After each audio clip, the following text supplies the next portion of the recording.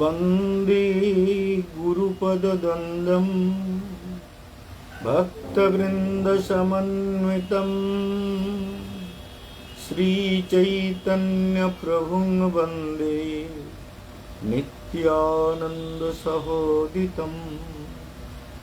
श्रीनन्दनन्दनं वन्दे राधिकचरणद्वयं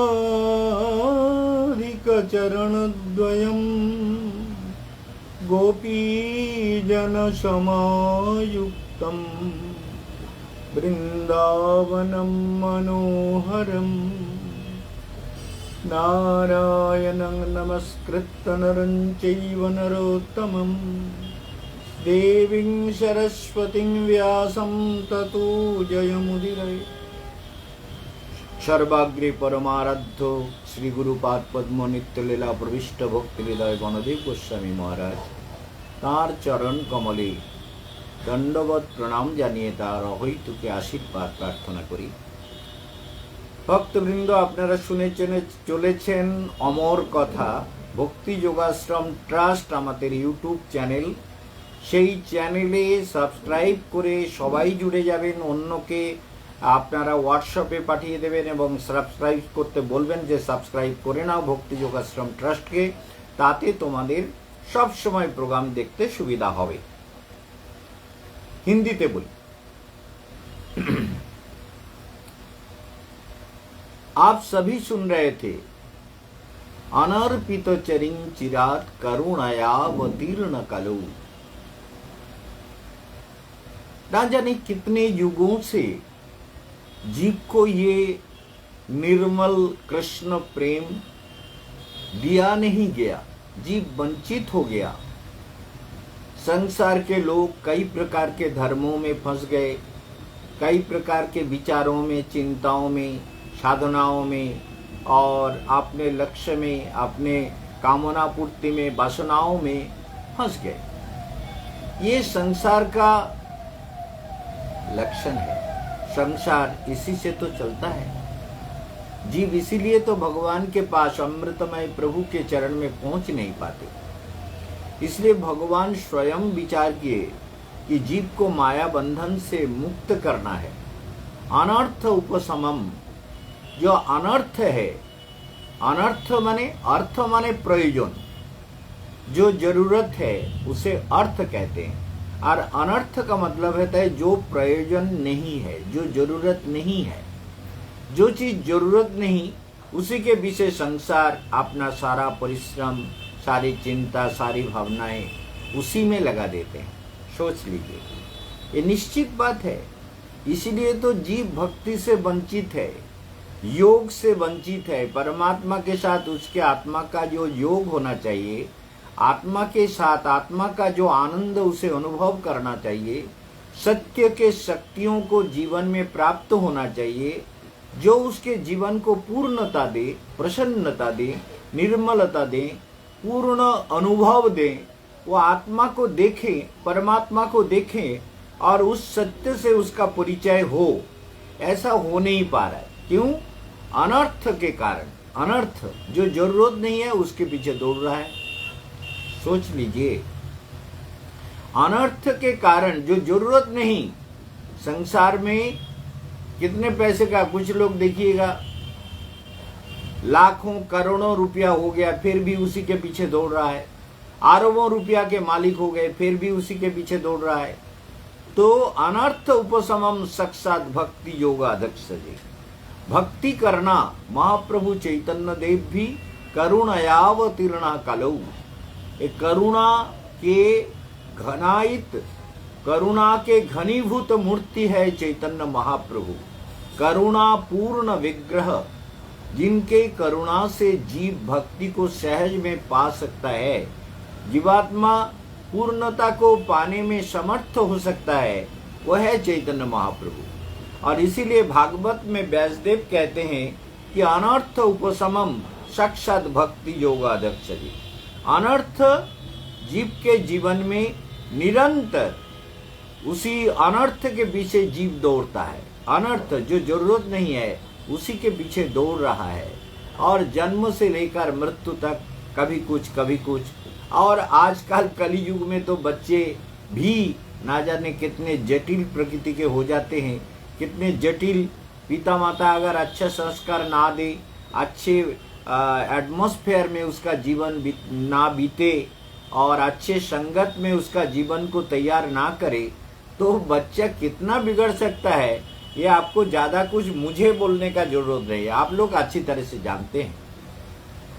इसलिए अनर्थ उपशमन, ये जो संसार की प्रक्रियाएं हैं, लोग दिन रात यही सोचते हैं कि बच्चों को हम एकेडमिक एजुकेशन दें और वो अच्छा नौकरी करे, उससे अच्छा पैसा मिले, वो अच्छे पत्नी मिले, उसके साथ भोग सुख में मस्त हो जाए और दुनिया में सुख भोगने के लिए दुनिया में कहीं भी चला जाए और मेरा जीवन उसी में सफल हो जाएगा।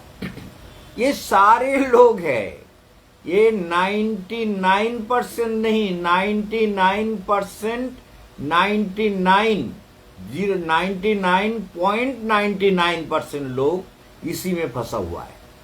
इसको ध्यान से सुनिएगा। तो इतने सारे लोग अनर्थ के पीछे दौड़ रहा है, इस और सबको ये अभिमान है, मैं ज्ञानी हूँ, मैं विद्वान हूँ, मैं बुद्धिमान हूँ, मैं विचक्षण हूँ, मैं पढ़ा लिखा हूँ, मेरा इतने सारे ज्ञान है, मेरे इतने सारे भोग्य वस्तु है, सारे वस्तुओं के पीछे दौड़ता है। सोच लीजिए, अनर्थ उपशमम साक्षात भक्ति योग अधक्षज। अधोक्षज इंद्रियातीतम, इंद्रियातीत जो भगवान है, इंद्रियजम अतिक्रांतम जेन भगवता स एव अधोक्षजम। अधोक्षज कौन है? बोले जो इंद्रियों से परे है। हमारा जो इंद्रियां है वो भगवान को पा नहीं सकते, हमारी जो आत्मा है वो परमात्मा को पा सकता है, क्योंकि वो परमात्मा का ही अंश है। तो इसलिए इंद्रियजम अतिक्रांतम जेन भगवता, अर्थात बियॉन्ड आवर सेंस कैपेसिटीज, जो इंद्रियों के कैपेसिटी है उससे परे भगवान है। कितना भी कोशिश कर लीजिए, आंख दौड़े, मन दौड़े, बुद्धि दौड़ी, वाणी दौड़े, कुछ भी किया, लेकिन भगवान के पास नहीं पहुंच सकता। इसलिए अनर्थ उपशमम साक्षात भक्ति योग अधोक्षज। अधोक्षज भगवान के चरण में जब तक जीव का भक्ति ना हो तो तब तक क्या होगा? ये संसार में आपको दुख झेलना पड़ेगा। इसलिए महाप्रभु एक करुणा, स्वयं कृष्ण, स्वयं भगवान और राधा रानी को मिलित होकर, राधा कृष्ण मिलित तनु, दोनों मिलकर एक रूप में प्रकट हो गए। जीव को भक्ति भाव का प्रचार करने के लिए, अनुभव कराने के लिए, भक्ति मार्ग में आगे बढ़ाने के लिए, भक्तिमय जीवन को कैसे सुंदर करें, कैसे भगवान के लिए व्याकुल होना है, रोना है, कैसे भगवान के लिए अनुभव करना है, किस तरह से भगवान को प्यार करना है, सेवा करना है, ये सब महाप्रभु ने स्वयं दिखाया। आप सोच लीजिए, जब तक आप योग का जीवन में युक्त नहीं करेंगे, जैसे कृष्ण और राधा रानी योग हो गए, मिलित हो गए, तो चैतन्य महाप्रभु बने। अंतर कृष्ण बहिर्गौर संग पंगास्त्र पार्षदम। अंदर कृष्ण है, बाहर राधा रानी है। इसलिए जीव भी यही है। जीव एक तो आत्मा है उसका, जिस आत्मा को मैं देखता हूं वो स्वाधिष्ठान और मणिपुर चक्र में उसका दिखाई देता है। लोग कहते हैं हृदय में भगवान है, लेकिन मैंने तो देखा आत्मा को, कई बार देखा, एक बार नहीं। वो आत्मा स्वाधिष्ठान और मणिपुर चक्र, इसके बीच में आत्मा रहती है और परमात्मा हृदय में रहते हैं। तो इसलिए दोनों का योग जब तक नहीं होगा तो जीव संसार में भटकता रहेगा। योग कर्म सुकौशलम, कौशल अवलंबन करो, कुशलता को प्राप्त करो कि कैसे हम योगाभ्यास करें, कैसे ध्यानाभ्यास करें, कैसे मंत्र का अभ्यास करें, कैसे ईश्वर प्रणिधान करें, कैसे जीवन को आगे बढ़ाएं। ये आपको करना बहुत जरूरी है। जब तक नहीं करेंगे आपको संसार में भटकना पड़ेगा, कभी मनुष्य के रूप में, कभी भूत प्रेत पिशाच यक्ष रक्ष किन्नर गंधर्व डाकिनी शाकिनी योगिनी मृदिला पाइनी आदि उपदेवताओं के रूप में, कभी स्वर्गलोक में देवताओं के रूप में, कभी ऋषि लोक में, कभी फिर मृत्यु लोक में, यहाँ कभी हांगर कुमीर जो शार्क होता है, कुम्भीर होता है, और कई मगरमच्छ होता है, मछलियां, सांप, हिरण, हजारों प्रकार के जीव जंतु के रूप में और वृक्ष लता आदि के रूप में संसार में जीव का भ्रमण चलता रहता है। जावत जन्मम तावन मरणम तावत जननी जठरे शयनम, ये तो चलता रहता है, निश्चित रूप से चलता रहता है, बंद नहीं होता।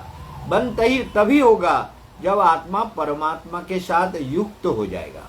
आत्मा परमात्मा के साथ जब युक्त हो जाएगा तो तभी आप परम सत्य को जान सकते हैं, और तभी आपके अंदर जो ज्ञान, जो विज्ञान, जो अनुभव आएगा वो आपको अपने आप सुंदर बना देगा, कल्याणमय बना देगा, आपके जीवन को कल्याण से जोड़ देगा, सारा जीवन सुंदर हो जाएगा।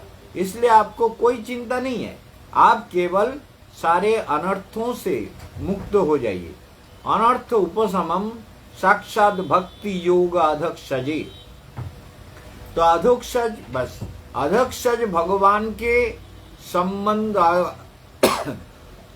अधक्षज भगवान से संबंध जोड़िए, यही जीवन है, यही साधना है, और यही संपर्क जोड़ने के लिए, भगवान से प्रेम करने के लिए, आत्मा परमात्मा के मिलन के लिए महाप्रभु चैतन्य देव जगत में प्रकट होकर उन्होंने उज्जवल उन्नत रसम, रसम रस माने आनंद, ये रस जब जीवन में किसी प्रकार से भी, देखिए रस जब भंग होता है तो क्या होता है, बोले अनो रस, रस क्यों भंग होता है हमारे जीवन में? हम तो आनंद, रस माने आनंद, रस जेबायम लब्धानंदिर भवती। रस का मतलब होता है, उपनिषद कहते हैं रस माने जिसको पाकर जीव आनंदित हो जाता है, जिसका जीवन पूर्ण आनंद से भर जाता है, और जीव अल्प में सुखी नहीं होता। नल्पे सुखम अस्ति जद वै भूमा तत्सुखम भूमात्वेव विजिज्ञासितव्यः। उपनिषद कहते हैं अल्प में सुख नहीं है, जद वै भूमा तत्सुखम, जहाँ अनंत है वहाँ सुख है, इसलिए भूमात्वेव विजिज्ञासितव्यः। भूमा क्या है उसको पूछो, उसको जानो, उसके बारे में अपने हृदय में अनुभव करो, इसलिए भूमात्वेव विजिज्ञासितव्यः। जब भूमा को आप नहीं जानेंगे तो आप क्षुद्रता में तो आपके प्यास मिटेगी नहीं। एक गिलास पानी आपको दिया गया तो अभी तो आपका प्यास बुझ गया, लेकिन उसके बाद फिर प्यास लगेगी। सारे संसार यही है, लिमिटेड है, कितना खाओगे? बोले खाना बहुत अच्छा लग रहा है, कब तक खाओगे? पेट भर जाएगा, फिर तो कुछ भी अच्छा नहीं लगेगा। इसी प्रकार ये संसार में हर वस्तु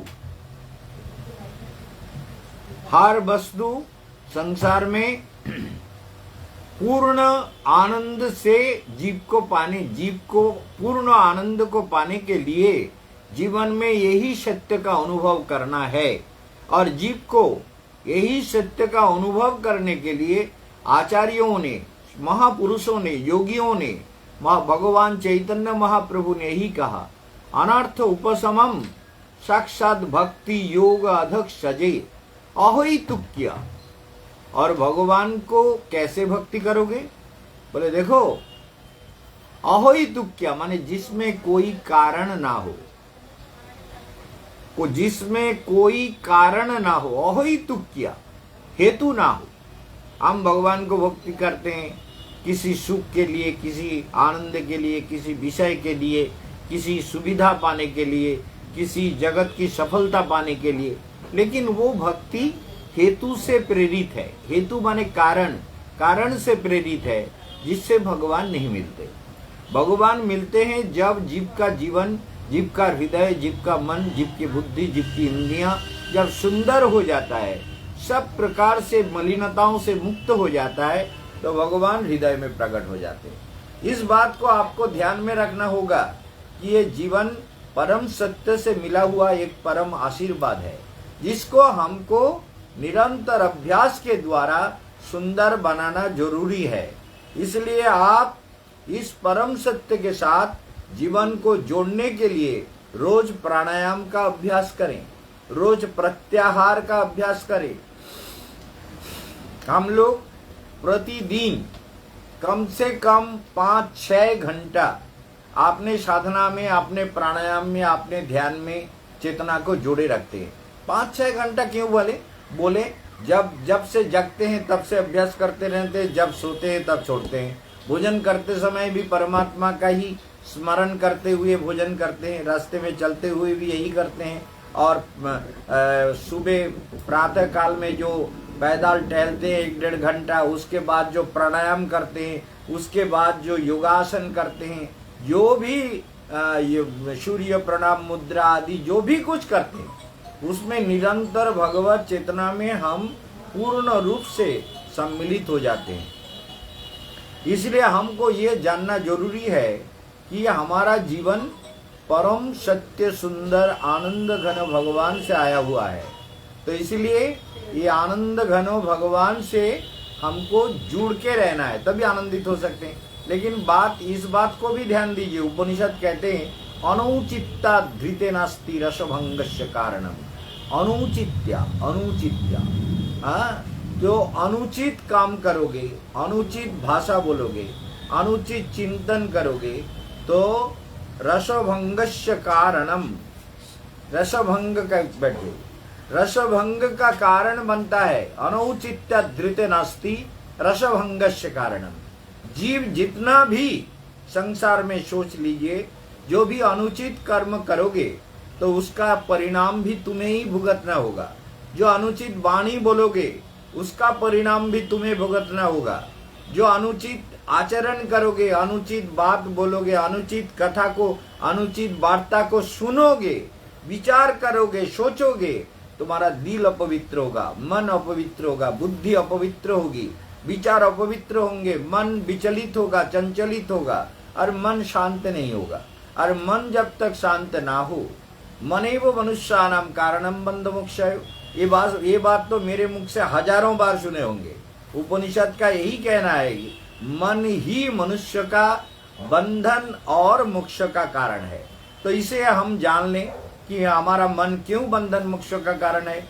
जो भी अनुचित विचार करते हैं, अनुचित सोचते हैं, अनुचित संकल्प करते हैं, अनुचित वाणी बोलते हैं, अनुचित श्रवण करते हैं, अनुचित देखते हैं, वो सारे हमारे जीवन के सुंदरता को नष्ट करता है, हमारे आनंद को नष्ट कर देता है।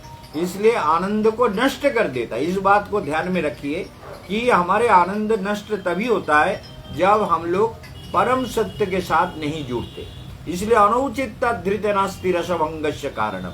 रसभंग का कारण है अनुचित जीवन यापन, अनुचित वार्तालाप, अनुचित कथा सुनना, अनुचित बोलना, अनुचित देखना, अनुचित चिंताओं को मन में स्थान देना। इसको धीरे धीरे अंदर से हटाइए, सुंदर हो जाइए, मन को, बुद्धि को, चेतना को सुंदर बना लीजिए, सारा जीवन कल्याणमय हो जाएगा, आनंदमय हो जाएगा। तो आनंदमय हो जाएगा। इसलिए ये आनंदमय चेतना में जुड़कर जीवन में आगे बढ़ना चाहिए। आपको हमेशा सोचना चाहिए कि हमारा जीवन, हमारा आत्मा और परमात्मा दोनों का मिलन होना बहुत जरूरी है। मेरे जीवन में बहुत सारी ऐसी घटना हुई जो आपको मैं प्रवचन में तो नहीं बोल सकता, लेकिन बहुत सी घटनाएं हुई जो मेरे जीवन में आत्मा और परमात्मा के बारे में बहुत कुछ मैंने अनुभव किया, बहुत कुछ प्रैक्टिकल देखा, बहुत कुछ घटनाएं हुई। हनुमान जी प्रकट होकर के, हनुमान जी एक ब्राह्मण के शरीर में आकर के बोले कि महाराज जी का अभी बहुत जल्दी, बोले दिया से दिया अभी मिलने ही, ज्योति से ज्योति, दिया से दिया नहीं, ज्योति से ज्योति मिलने वाला है, अभी थोड़ी सी दूर है। ये बात कब हुई थी मालूम है? ये बात हमने सुना था तब जब मेरा 24 साल का उम्र था। इसका मतलब हुआ 41 साल पहले एक ब्राह्मण को, एक जगह है सहारनपुर में चंद्रनगर नाम का एक जगह है, और वहाँ जो महेंद्री माता जी थी, जयराम दास उनका पति था, और नमक वाले के नाम से प्रसिद्ध था, जयराम दास नमक वाले। तो इसलिए ये जयराम दास वहाँ लालकोटी है, उसके पास में ही उनका मकान है चंद्रनगर में। बहुत दिनों से इनसे संपर्क नहीं है, उधर जा नहीं पाता। सहारनपुर, यमुनानगर आदि स्थानों में, दिल्ली में सोनीपत, पानीपत, जगाधरी, यमुनानगर और इधर नैनीताल सभी प्रांतों में मैं जाता था। लेकिन बहुत दिनों से इन सारे भक्तों के साथ मेरा संपर्क थोड़ा टूटा हुआ है, क्योंकि बंगाल में आकर बंगाल में फंस गया बंगालियों के चक्कर में। तो इसलिए आपको यही सूचित करना चाहता हूं कि मेरा जीवन अलौकिक शक्तियों को लेकर के मैं माँ के गर्भ से जन्म लिया और मेरा जीवन अलौकिक शक्तियों के साधना में ही बीत रहा है। इसलिए मैंने अपनी समाधि को भी बना लिया।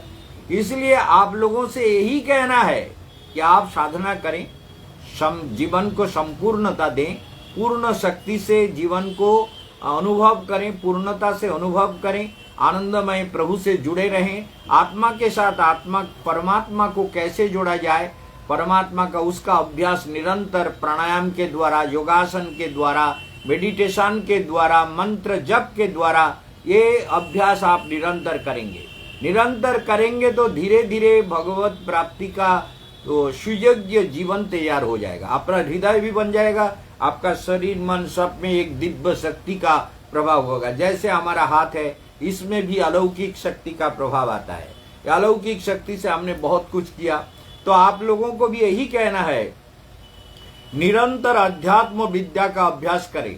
हम 15 फरवरी को बांग्लादेश जाएंगे। इस बार 2023 के 15 फरवरी को बांग्लादेश जाने का प्रोग्राम बना लिया है। आप पता नहीं भगवान क्या करेंगे, लेकिन ये मेरा प्रोग्राम कभी बदलता नहीं है, ये निश्चित है। और 30 अक्टूबर को हम लोग यात्रा करेंगे चित्रकूट के लिए। अभी सुबह भी बात हुई थी, जहां पर एक आनंद आश्रम है रामघाट के पास, बहुत बड़ा रहने का जगह है, उसको मैंने बुकिंग कर दिया और वहां के बस भी बुकिंग हो गया। 4 महीना पहले बुकिंग हो गया, लेकिन आज उनको थोड़ा रिमाइंड कराया, उनसे थोड़ा से फोन करके रिमाइंड करा दिया। उन्होंने कहा हाँ ठीक है। और वृंदावन के लिए बस कल बुकिंग हुआ, तो ये सब बुकिंग हो चुका है। कहाँ पर रहेंगे, कहाँ कहाँ जाएंगे, क्या क्या होगा, वो सब कुछ हमारे प्रोग्राम में आपको मिल गया होगा। और सभी यात्री को ही कहना है, सितंबर के 30 तारीख के अंदर, सितंबर में, सितंबर का जो महीना चल रहा है, 30 तारीख के अंदर सबको पूरा पेमेंट कर देना है। और इसका हिसाब किताब करने के लिए बहुत जरूरी है, आप सब कर दें। 17 सितंबर को, 17 तारीख जो विश्वकर्मा पूजा है, बंगाल में विश्वकर्मा पूजा होती है, तो 17 तारीख को, 17 सितंबर को आप लोगों को यही कहना है, आप लोग 17 सितंबर को आपको यही कहना है कि कालसर्प दोष का उपाय जो लोग करना चाहते हैं वो पहले से जुड़ जाएं और अपना भाग्य का विचार कराएं। और आप इंटरनेट के माध्यम से भी आप हमारे साथ फोन से भी कांटेक्ट कर सकते हैं। हम आपका भाग्य विचार हिंदी में, बांग्ला में, इंग्लिश में, जैसे भी आप चाहेंगे विचार करके आपके एड्रेस में हम स्पीड पोस्ट के द्वारा भेज देंगे। इसलिए आप लोग इसको निश्चित रखिए कि जो लोग परिक्रमा हमारे साथ भाग्य विचार करना चाहते हैं, अगर दूर से आना नहीं पाते हैं, तो आप वहां से हमको जन्म तारीख, समय आदि भेज दें। और 700 रुपया मेरे अकाउंट में डालना होगा। 700 पहले 1000 रुपया था, उसको 700 रुपया में 600 में बदल दिया, और भेजने के लिए 100 रुपया होता है। तो 700 रुपया आप अकाउंट में डाल दीजिए। अकाउंट नंबर आपको बोल देंगे, तो आप अकाउंट में डालकर भी अपना भाग्य विचार करा सकते हैं। आपके जीवन सुंदर हो, आपका जीवन प्रभु के साथ जुड़ जाए, आप योग को अपनाएं। भक्ति, योग के बिना भक्ति में पूर्णता नहीं आएगी। योगाभ्यास करेंगे, भगवान से संपर्क जोड़ेंगे और थोड़ा योग प्राणायाम आदि करेंगे तो आपका जीवन कल्याणमय होगा। आज आगे कुछ भी नहीं कहना चाहते, आप लोग सभी कल्याणमय जीवन यापन करें, सबका मंगल हो। यहाँ ही विश्राम देते हैं। ओम शांति ओम।